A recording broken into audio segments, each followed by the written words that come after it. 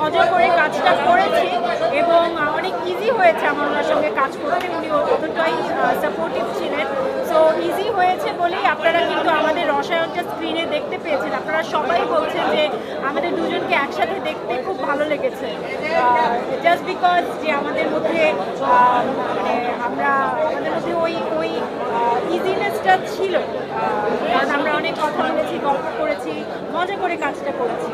যেটা রাফিও ছিল সেখানে, সবাই আমাদেরকে সেভাবেই আমরা যেহেতু আমরা ফার্স্ট হাফটা আপনারা যতটুকু দেখেছেন সেটার গল্পটা একটু লাইট মেজাজের ছিল, তো আমাদের শুট করতেও সেভাবেই খুব মজা হয়েছে আমাদের সঙ্গে, খুব ভালো এক্সপিরিয়েন্স। আমার একটা প্রশ্ন ছিল, যখন আপনি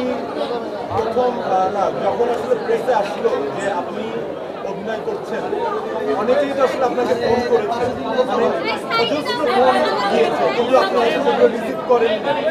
আবার এর মধ্যে জরুরি ফোনও ছিল, মানে ওইটা তো একটা টাফ টাইম, যে সবাইকে কিভাবে ইগনোর করা যায়। একটু সেই সময়ের গল্পটা বলবেন যে কেমন ফোন আসছিল, এবং শুধু ফোনেই না, নিশ্চয়ই মেসেঞ্জারে, হোয়াটসঅ্যাপে সবাই নক করছে। প্রথমত ধন্যবাদ এই প্রশ্নটা আনার জন্য, এবং প্রশ্নটা আপনি করেছেন যে অনেকেই ওই সময় কল করেছিল এবং মেসেঞ্জারেও নক করেছিল। আমি সবাইকে হয়তো উত্তর দিতে পারিনি, কাউকে উত্তর দিয়েছি, সবাইকে উত্তর দিতে পারিনি। এই জন্য প্রথমেই আমি ক্ষমা প্রার্থী। আপনারা যদি কোনো কারণে রাগ করে থাকেন কিংবা মন খারাপ করে থাকেন, প্লিজ থাকেন না। এটার কারণ হচ্ছে যে আমাকে আপনারা খেয়াল করে থাকবেন, আমি আসলে ওই সময় কোথাও কোনো ইন্টারভিউ দিইনি, কোথাও কোনো অ্যাপিয়ারেন্স আমার ছিল না।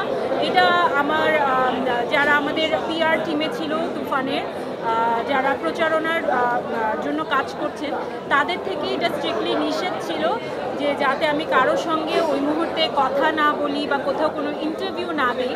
কাজে আমি সে কারণে একটু অ্যাভয়েড করছিলাম। হয় কি, কথা বললে অনেকেই বোঝেন, আবার অনেকেই হয়তো বেশিরভাগই বোঝেন, আমি বলবো না যে বোঝেন না, কিন্তু অনেকেই হয়তো একটা কথা থেকে অনেক কথা, হয়তো একটা ইন্টারভিউ ওটাই ছাপিয়ে দেয়, বা ওটাই যতটুকু কথা হয়েছে ওটাই হয়তো একটা নিউজ হয়ে যায়। সেক্ষেত্রে আমি ইগনোর করছিলাম। যদি আপনারা মন খারাপ করে থাকেন, আই এম রিয়েলি সরি। আমি আসলে অন্য গল্প শুনতে চাই যে আমি হয়তো ফোন খুলে দেখলাম যে 100টা মিস কল হয়ে আছে। আচ্ছা, সেইটা অবশ্যই আনন্দের একটা অ্যাটেনশন, একটা অন্যরকম। অনেকদিন যখন কাজে ছিলাম না, সেই অ্যাটেনশনটা ছিল না। এরপর যখন অনেক কল আসছে, সেটা তো অবশ্যই একটা বুঝতে পারছি যে হ্যাঁ কিছু একটা হতে যাচ্ছে, সেটা অ্যাটেনশন নিয়ে, সেই অ্যাটেনশনটা ভালো লাগে।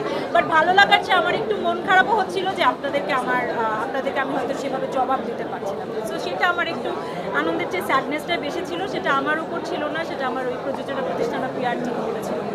আপনি আমরাও প্রশ্ন করছি বা আপনিও বলছেন যে 8 বছর পরে কামব্যাক। মাঝখানে আপনার একটা সিনেমা ছিল, যে সিনেমাটা নিয়ে হয়তো আপনার এক ধরনের খারাপ লাগাও ছিল, সেটা আপনি সংবাদ মাধ্যমে বলেছেন। সেটাকে কি আপনি রিকগনাইজ করছেন? আমি এখন আর সেই ব্যাপারটা নিয়ে কখনো অন্য সময় আলাপ হবে, এই মুহূর্তে এই সেটআপে আমি সেটা নিয়ে আলাপ করতে চাচ্ছি না।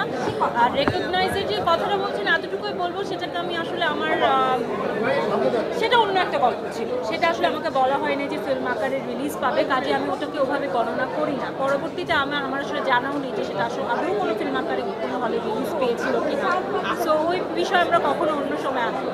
আপনার প্রথম সিনেমা অ্যানাবাজি হিট, এবং তুফানও কিন্তু হিটের দিকেই যাচ্ছে। তো আপনি কি গল্প সিলেক্ট করার আগে বুঝতে পারেন এই সিনেমাটা হিট হবে? না, এই সিনেমার ক্ষেত্রে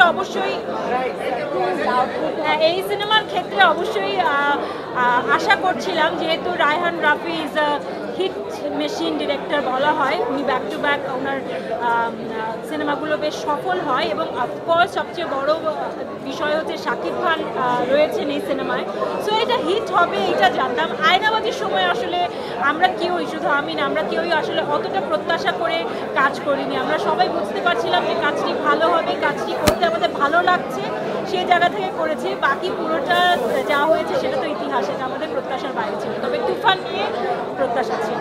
আবার কি ডুব দিবেন নাকি এবার নিয়মিত পাওয়া আমি তো কখনোই ডুব দিতে চাইনি ভাইয়া, আমি সবসময় নিয়মিত থাকতে চেয়েছি, কিন্তু ওই যে কাজ ওরকম হতে হবে যেটা সবসময় তুফান সৃষ্টি করবে।